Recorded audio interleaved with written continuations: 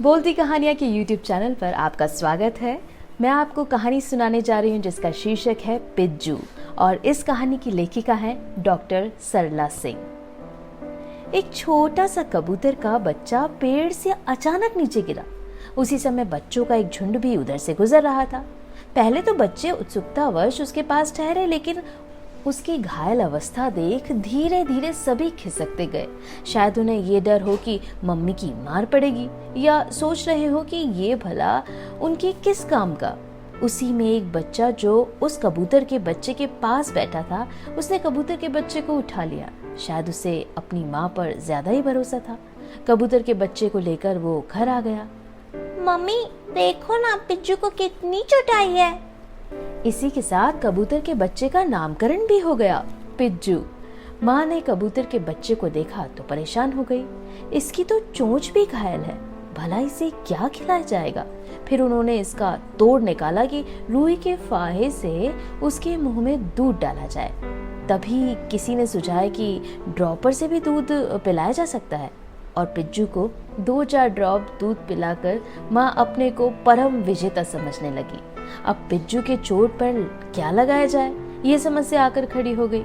खैर, माँ पिता बच्चों की सहसहमति से हल्दी तेल लगाने पर बात आ टिकी।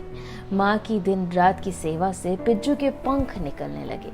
एक दिन हाथ पर रखे दानों को पिज्जू ने उठाकर खा लिया। अब तो सबके खुशी का ठिकाना नहीं रहा। पिज्जू ने पहली बार अपने आप कुछ खाया था। अब उसके खाने की चिंता खत्म हो गई। कम से कम अब वो खुद से खा सकता था। मम्मी ये उड़ेगा कब? रोहित ने बड़ी बेकरारी से माँ से पूछा। उड़ेगा, जरूर उड़ेगा, सब्र तो करो, माँ ने कहा।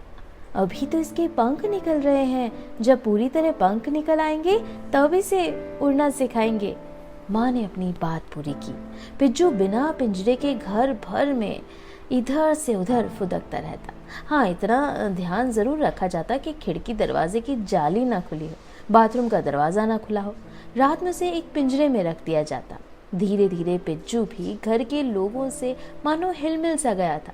वो किसी के हाथ पर बैठकर आराम से दाने चुगता और फिर फुदक कर दूसरे के हाथ पर बैठ जाता। धीरे धीरे पिज्जू के पंख पूरी तरह से निकल तो आए, किंतु उसे उड़ना नहीं आया। अब माँ ने उसे उड़ना सिखाने की तरकीब निकाली। बाहर जाकर पिज्जू को उड़ाना सिखाने की तरकीब, इसमें 2-3 लोग होने चाहिए ताकि पिज्जू को चोट ना आए, वो किसी जानवर के द्वारा घायल ना किया जा सके। अब तीनों माँ बेटे का त्रिगुण पिज्जू को उड़ना सिखाने लगा, और 4-5 दिन की कड़ी मशक्कत के बाद पिज्जू महाशय को उड़ना आ ही गया। वो उड़कर पेड़ पर बैठता और वापस माँ के पास आ जाता।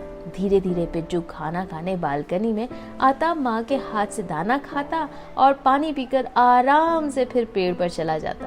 कहते हैं ना कि भगवान ने सभी की जोड़ियां बनाई है, तो पिज्जू कैसे पीछे रहते। एक दिन पिज्जू की दोस्ती भी उनके जोड़ीदार से हो गई। अब पिज्जू जी 2-4 दिन भी बाहर रहने लगे, लेकिन वापस बालकनी में ही आ जाते। माँ को भी अपने बच्चे की तरह उसका इंतजार रहता। वो उसकी आवाज तक पहचानने लगी थी। तभी उन लोगों को मकान बदलना पड़ा। वे वहां से काफी दूर रहने लगे थे, किंतु पड़ोसियों ने बताया कि पिज्जू प्रातः उनकी बालकनी में आकर बैठ जाता था, मानो माँ को बुला रहा हो। कुछ दिनों बाद मायूस होकर वो वहां से चला गया, शायद अपने नए घोंसले में। बोलती कहानियाँ के YouTube चैनल पर आपने सुनी ये कहानी डॉक्टर सरला सिंह द्वारा लिखित, जिसका नाम है पिज्जू। आप भी हमें अपनी कहानियाँ भेज सकते हैं। उसके लिए नीचे contact@boltikahaniyan.com के ईमेल एड्रेस पर आप हमें कहानियाँ भेजिए, और साथ ही साथ बोलती कहानियाँ के YouTube चैनल को सब्सक्राइब करना ना भूलिएगा। नीचे देखिए सब्सक्राइब का बटन है, उसे प्रेस ज़रूर कीजिएगा। पारुल के साथ बने रहिए बोलती कहानियाँ के YouTube चैनल पर। Thank you.